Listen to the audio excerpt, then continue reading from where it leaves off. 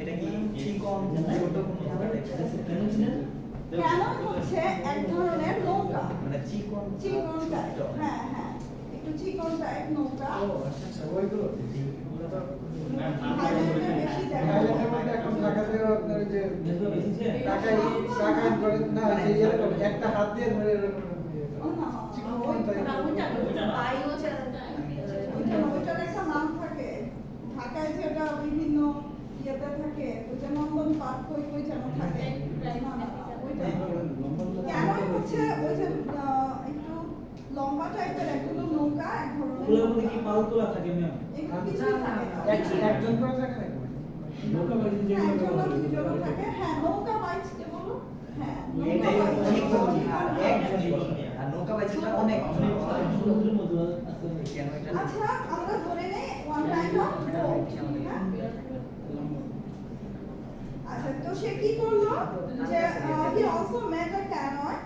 Once he became very ill, please pay attention to me, please. Once he became very ill and prayed to God, he finally recovered. এর মধ্যে আবার সে অসুস্থ হলো, এটা তো স্বাভাবিক, যে ওখানে আছে অসুস্থ তো হবেই। আচ্ছা, finally he recovered. After spending several years on the island, he found his gunpowder decreasing. এতদিন আইল্যান্ডে থাকার পর নরমালি গানপাউডার তো ডিক্রিজিং হবে, তখন সে কি করলো, he started to taming animal. তখন সে অ্যানিমাল পশুপালন করা শুরু করলো। তারপরে এতদিন মানে আইল্যান্ডের এক পাশে থাকার পর he visited the other side of the island and he found there plenty of fruits and later on he made another hut there. সেখানে দেখলো যে আইল্যান্ডের ওই অপোজিট সাইডে অনেক বেশি ফল ফ্রুটস মানে পাওয়া যাচ্ছে এবং সেখানে সে কি করলো, একটা হার্ট মেক করলো। In the final section of the novel, আমরা কিন্তু এখন ফাইনাল সেকশন অলরেডি চলে এসেছি। In the final section of the novel, he found a footprint on one day. এবার সে একটা পায়ের ফুটপ্রিন্ট মানে কি পায়ের ছাপ পেল। He learned that he was not only the human on this island. সে তখন বুঝলো যে এটা আসলে এই আইল্যান্ডে এতদিন, এটা আসলে আপনারা বইটা কেউ কিনেছেন? বইটা কিনতেই হবে, কারণ আমি বলেছিলাম এতক্ষণে এই কথা।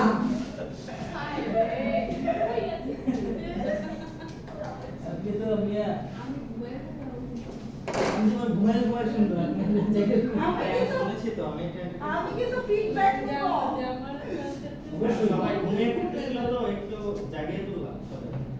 রবিনসন ক্রুসো অবশ্যই বইটা কিনতে হবে, কারণ আমি পিডিএফ শেয়ার করতাম, কিন্তু 31 চ্যাপ্টার, এটা অনেক বড় পিডিএফ, 31 চ্যাপ্টার, অন্তত একটা বই তো আপনাদের কেনা উচিত, অবশ্যই, তাই না? ইংলিশে পড়ছেন, আমরা বই ছাড়া কেমন দেখায়? পরবর্তী প্রজন্ম এসে দেখবে যে অনার্স শেষ করছে কিছু। আচ্ছা, এরপর আমরা দেখতে পাই সে একটা ফুটপ্রিন্ট পেয়েছিল। He learned that he was not only human on that island. Okay. There were some cannibals too. এরপর যেটা বুঝতে পারলো যে ওইখানে কিছু ক্যানিবালস আছে। ক্যানিবালস যে আছে সেটা সে বুঝলো কি করে, ওই যে ওইখানে যে হার্ট মেকিং করেছিল, ওইখানে যে সে থাকার জায়গা করেছিল, ওইখান থেকে সে চুপ করে দেখতো যে এরা আসলে কারা। দেখলো এরা মানুষ থেকেও মানুষ থেকেও প্রাণী বলতে মানুষ,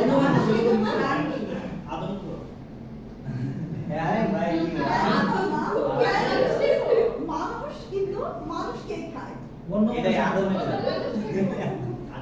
Okay. তারপর কি হলো? He became hesitated about what to do with the cannibals. এই ক্যানিবালদেরকে নিয়ে সে কি করবে? Meanwhile, he met with Friday. একটা ইম্পর্টেন্ট ক্যারেক্টার চলে আসলো। হ্যাঁ এই গল্পটা দেখছিলাম ভিডিও দেখছি। আর এটা গল্প না, এটা ক্যারেক্টারের নাম। এটা ফ্রাইডে তো তার নাম দেওয়া হয়েছিল। হ্যাঁ, শুক্রবার পাইছি Meanwhile, he found Friday on Friday. That's why he gave him his name Friday, and he used to call him Friday. Okay.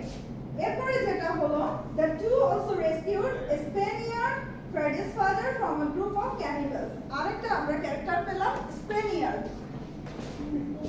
এই ক্যারেক্টারগুলো নেক্সট ক্লাসে আমি আলোচনা করব। ওকে ম্যাম ওকে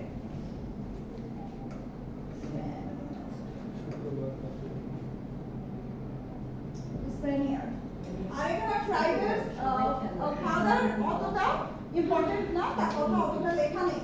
যাই হোক, তারপরে কি করলো, ফ্রাইডে এবং ক্রুসো দুইজনে মিলে স্পেনিয়ার্ড এবং ফ্রাইডের ফাদারকে রেস্কিউ করলো ফ্রম ক্যানিবালস, ঠিক আছে?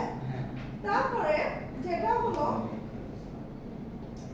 one day Crusoe saw an English boat.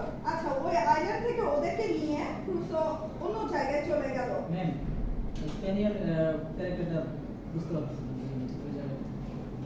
স্পেনিয়ার character আমি বলেছি, ক্যারেক্টারগুলো নেক্সট ক্লাসে আলোচনা করব। তারপরে আমি আচ্ছা স্পেনিয়ার সম্বন্ধে একটু বলে দেই, ছোটখাটো ধারণা দেই। স্পেনিয়ার হচ্ছে স্পেন থেকে আগত একজন কি বলবো, ক্যাপটিভ। হ্যাঁ, ক্যাপটিভ মানে স্পেন থেকে সেও কোনো না কোনো ভাবে এই আইল্যান্ডে এসে পড়ে এবং ক্যানিবালসদের হাতে ক্যাপটিভেটেড হয়। দেন এটা স্প্যানিশ পারসন, এবং এখানে ফ্রাইডে হচ্ছে নিগ্রো, কৃষ্ণাঙ্গ। হ্যাঁ, সেক্ষেত্রে স্পেনিয়ার্ড এখানে বলেছে হোয়াইট পারসন, স্পেনিয়ার্ডকে বলা হয়েছে হোয়াইট পারসন। কিন্তু এখানে স্পেনিয়ার্ডের ক্যারেক্টারটা একটু সিগনিফিক্যান্ট ক্যারেক্টার, কারণ স্পেনিয়ার্ডকে আচ্ছা নেক্সট ক্লাসে এটা সম্বন্ধে বলতে গেলে গল্প আবার শেষ হবে না, এই ক্লাসটা আমি শেষ করে দিই। ঠিক আছে। আচ্ছা, তারপরে কি হলো যে ফ্রাইডেস ফাদার এবং স্পেনিয়ার্ডকে রেস্কিউ করলো, কে? ফ্রাইডে এবং ক্রুসো। তারপরে হলো one day Crusoe saw an English boat on the island.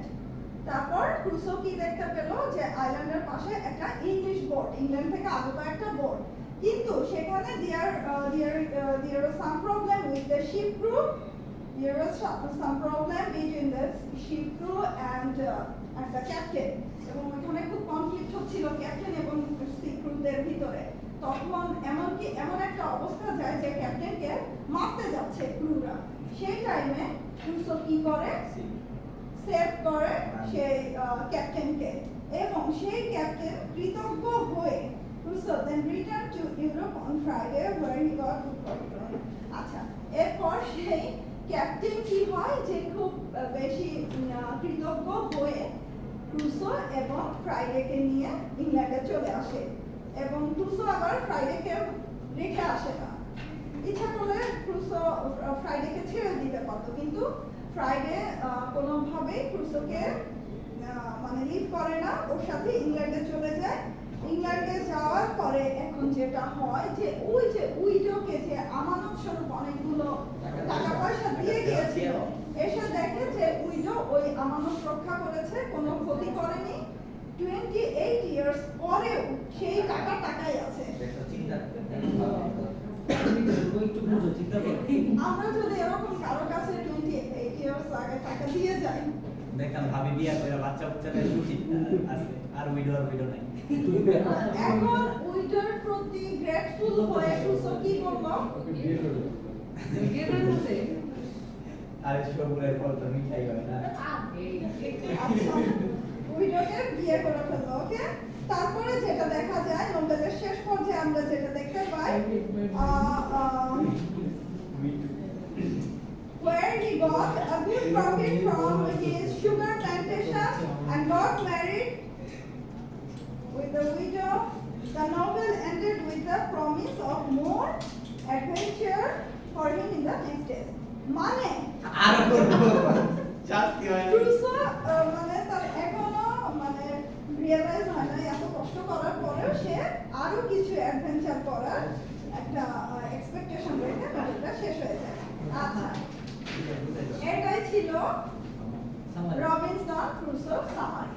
তাহলে এখন আমাকে বলেন চারটা ভয়েস কোনটা কখন ছিল, এখন আমাকে একটা একটা করে বলেন। চারটা ভয়েস। ফার্স্ট ভয়েস কোথায় গিয়েছিল? লন্ডনে। লন্ডনে থাকার পরে কোথায় গেল? Coast of Africa. যেটা তার সাকসেসফুল একটা ভয়েজ ছিল, ওই সাকসেসফুল ভয়েজে সে অনেক টাকা আর্ন করে, সেই টাকাগুলো নিয়ে সে আবার ওই ক্যাপ্টেনটা নিয়ে ফিরে আসে, একটা ক্যাপ্টেনের সাথে বন্ধুত্ব হয়, সেই ক্যাপ্টেন মারা যায়, তখন ক্যাপ্টেনের বউয়ের কাছে সেই তার যে টাকাটা থাকে ওই টাকাটা রাইখা দেয় ক্যাপ্টেনের বউয়ের কাছে। ক্যাপ্টেনের বউয়ের কাছে রাইখা তখন সে ভাবে যে আরো বড় ব্যবসা করব। একটু আস্তে সিরিয়াস হয়ে যাচ্ছেন কেন? একটু ভুল হয়েছে। সেকেন্ড ভয়েস ছিল coast of Africa. Third voyage কোথায় ছিল? ব্রাজিলে। থার্ড আফ্রিকা, থার্ডটা আফ্রিকা। ওইটা তো successful voyage. Successful voyage, okay. Third voyage ছিল কোস্ট অফ গিনিয়া। এটা কথা বলা হয়। Coast of Africa. আফ্রিকাতে বলছেন না? একটু হ্যাঁ, রিচেক, লন্ডনে এসে পড়ছিল, লন্ডনে এটা একটু রিচেক। আমি যেটা লিখছি লিখছি আমি আপনি যেটা লিখছেন না সেটা আমি লিখছি। তুই এটা লিখছিস না? হ্যাঁ, ফার্স্টে লন্ডনে এসে লন্ডনের পর হচ্ছে আফ্রিকা, আফ্রিকার পর ব্রাজিল। না আপনি ওকে, ম্যাডাম আমি যতটুকু বুঝছি আমি ঠিক সেটা কই না। গিনিতে গেছি কিছু করবেন না। ওইটা গেলে গেছে কিন্তু এটা সাকসেসফুল ভয়েসের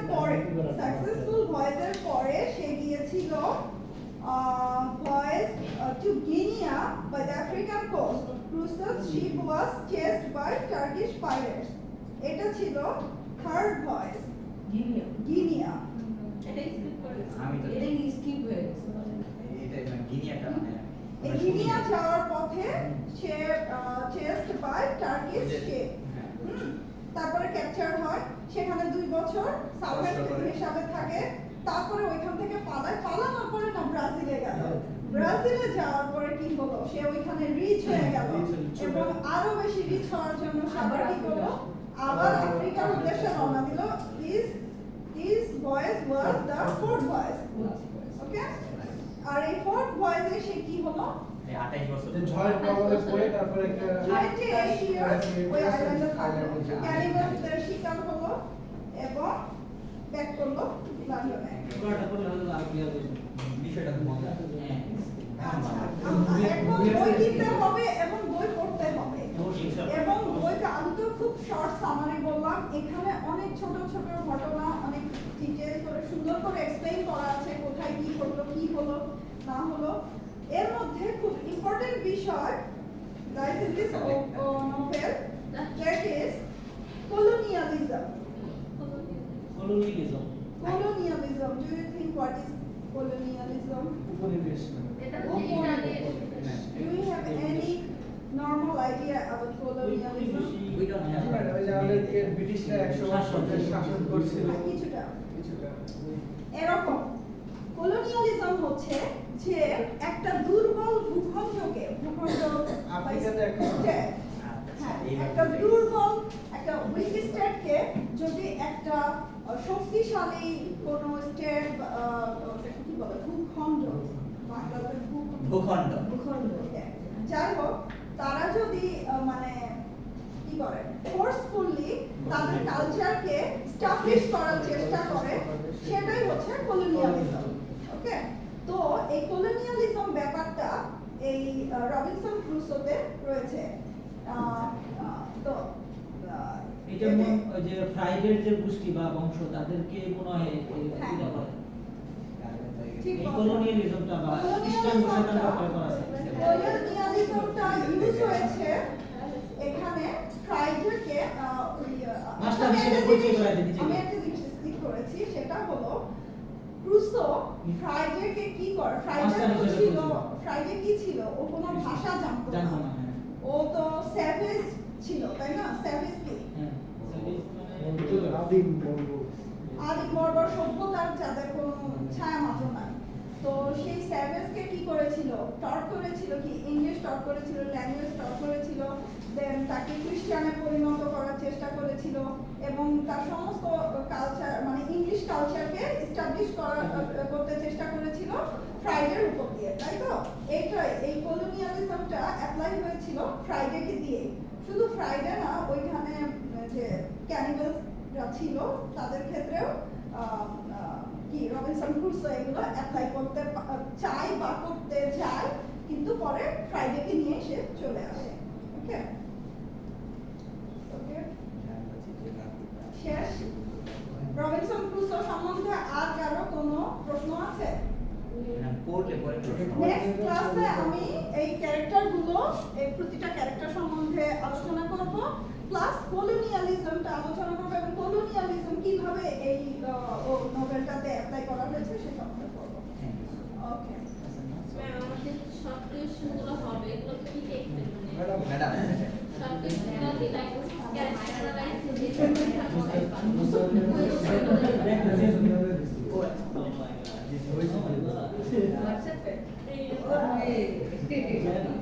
আচ্ছা, শর্ট কোয়েশ্চেন থাকবে 5 মার্কের শর্ট কোয়েশ্চেন থাকবে। হ্যাঁ, টিচার বললাম 5টা দিব, 4টা দিলে হবে।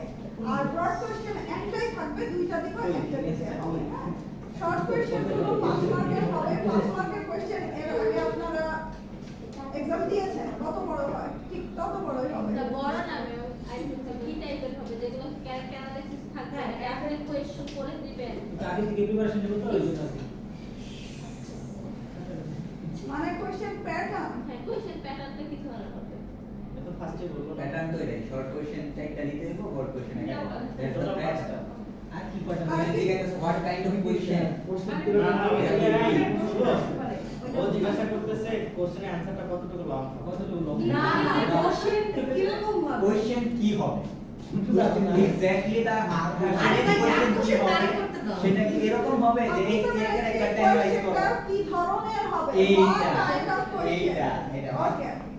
কোয়েশ্চেন আপনারা আগে গল্পটা পড়েন। এরকম আসতে পারে যে ফ্রাইডে কে ছিল? Describe about Friday. আমি এটাই বলতাম যে ম্যাম আপনি তারপর তারপর যে কলোনিয়ালিজম কি ইফেক্ট দেখতে পাবো। সুন্দর ছিল না? আচ্ছা, ওপিনিয়ন বেসড কোশ্চেন হতে পারে। সেটা বেশি এরকম হতে পারে যে if you fall in this island, in this type of island, what will you do then? চমৎকার হয়েছিল এই প্রশ্নটা দিয়ে অনেক সুন্দর সুন্দর প্রশ্নের আনসার পাইছেন। এনজয় করুন কারণ খাতা দেখা আসলে বোরিং হয় না। কোয়েশ্চেন পেপার মধ্যে তো বিরক্ত হয়ে পড়া চলে ক্লাস। না না বিরক্ত জীবন হবে না, এটা এই কোশ্চেনগুলো দেবো আপনাকে সুযোগ দেওয়া হবে, সমস্যা নাই। 28 বছর না সেই আনসার পাইছেন। সত্যি কথা Opinion থাকবে। based question হতে পারে আর শর্ট কোশ্চেন হতে পারে। তবে নেক্সট ক্লাসে আমি চাই যে আপনারা প্রত্যেকে বইটা কিনেছেন। এটা রকমারি.com থেকে এবং থেকে কিনলেও হবে। মেবি 100 টাকার ভিতরে পাওয়া যেতে পারে। দাম কেন আসলে নিয়ে আসতে আপনার পুরো তো দিলে পাওয়া যাবে। তো মাথায় কি আসলে এটা আর কোনো কোশ্চেন আছে? আচ্ছা, আমি ছুটিতে যাওয়ার আগে আপনাদের ইনফর্ম করব। একটা আপাতত রবিনসন ক্রুসোটাই কিনেন, এরপরে যদি লাগে পরে আপাতত রবিনসন ক্রুসোটাই। আমি তো সবগুলো অ্যাকসেপ্ট কিনে নেবো, ওই জন্য বলতেছি কি করতে পারি। ম্যাডাম এই যে এসএ যেগুলো দিয়েছেন ওইগুলোর জন্য কি বই কিনা লাগবে নাকি হ্যাঁ, ক্লাসেস পেপার আমি আপনাদেরকে প্রোভাইড করব, পিডিএফ প্রোভাইড করব। মিডের আগে আমি ফ্রান্সিস বেকন আর রবিনসন ক্রুসো ফ্রান্সিস বেকন না? ওকে, থ্যাংক ইউ। ম্যাডাম শুভ মনে করছো?